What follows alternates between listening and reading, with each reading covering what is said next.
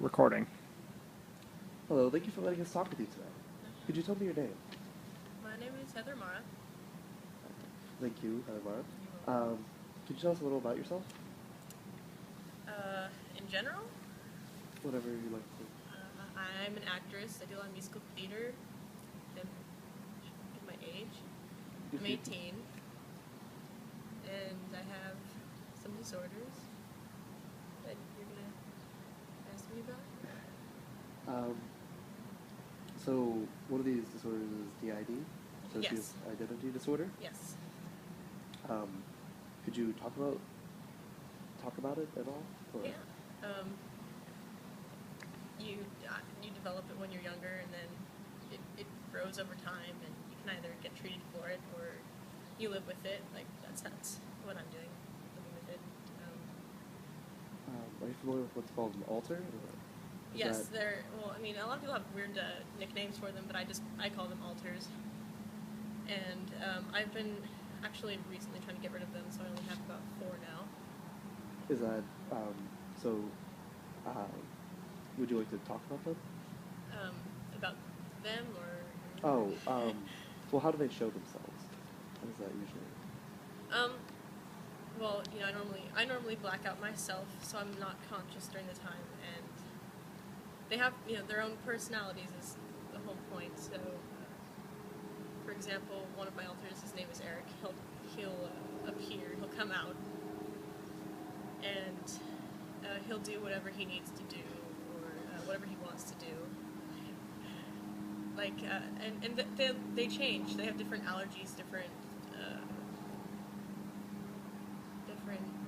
styles. Yeah. Do some show themselves more, or how was that process been? And how many have you had? Sorry, is that all right to ask? Pardon? How many have you had, if that's all right to ask? I've had 10. Is the most I've heard right now. Some of them pretend to be me because it's just easier in society. You know, I can't. But you can't always hide it because some are younger. Like I have a 5-year-old. You know, so I'll be at the store or something, and all of a sudden I'll be wanting this sugary candy. You know, but others are they know that they're not supposed to be themselves in public. They'll get in trouble. So. If you have before, what methods of treatment, meaning anything from like medication to therapy, have you tried, if you have? As far as I'm concerned, there isn't like a medication that'll just make all of them go away. But I personally went in starting with group therapy, but it was just a regular hospital, so they didn't specialize in what I have. So that was complicated. It didn't really help any. So you work with a one-on-one therapist, and they try to help you work things out. Okay. Yeah. So kind of switching. Are there any stereotypes that are associated? Sorry. Oh. Sorry. That's fine. Are there any stereotypes that are associated with the treatments? Just the treatments? Just the treatments. That you can think of? Or that you may have experienced? Or... Like in movies, I've seen movies about it, and you'll see these people with the needles that come in and they put you to sleep, and you know, and the person, when they're on this dose of whatever, they'll start screaming, and it looks like they're being possessed. But that's a good carry on. There are a lot of examples in the media, from Gollum in Lord of the Rings to what's his name, Norman Bates, I think, in Psycho, and then most notably recently the United States of Terra, in all of hers. How do you feel about how they portray them? Portray people, or the alters themselves, compared to how you experience them?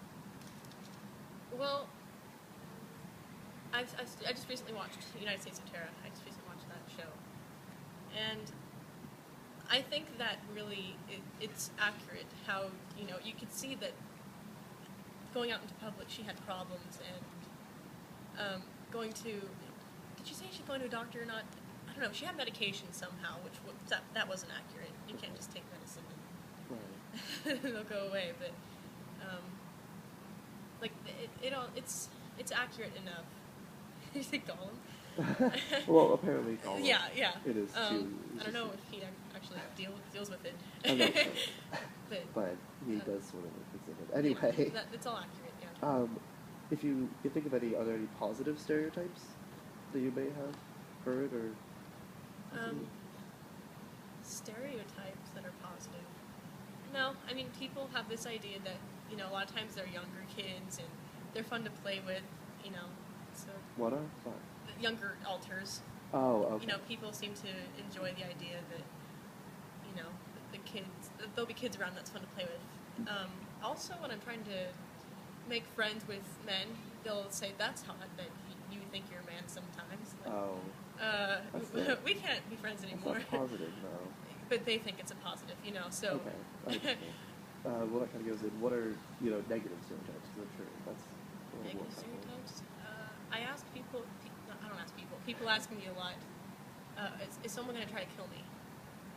And, like in the United States of Terra, Right. I don't know if you've seen it, but A little bit. at one point she just has this one altar and he gets real, I don't want to spoil anything, but he gets angry and things go wrong, but it's not like every altar that I have is let's kill someone, Right. It's a defense mechanism, and yeah, I'm not going to just randomly Go go out out into killing public people. and kill Right. people. Yeah. It's not the same person. So from your own experience, what would you say is more the truth of what socioeconomic disorder is? Like just from your own experience about it. It's just a mental flaw, and it's not something that people can control. Does that answer your question? I mean, more like what are some of the what's the reality of how someone is like compared to stereotypes? What is more the reality of how it More is? the reality. Like I said, going out into public a lot, and just randomly switching, or just being with people, being at home. Right. It's just sometimes I black out and I'll be someone else for a little bit, I guess, and then when I wake up, I'm in a stranger's house. But how do you know about your other altars? How did you kind of find that out? In the beginning, I only had one altar, and that was Eric. And my mom would randomly come to me like, "Why are you talking like that?" Because when he's around, he talks in like this lower register because he's a man.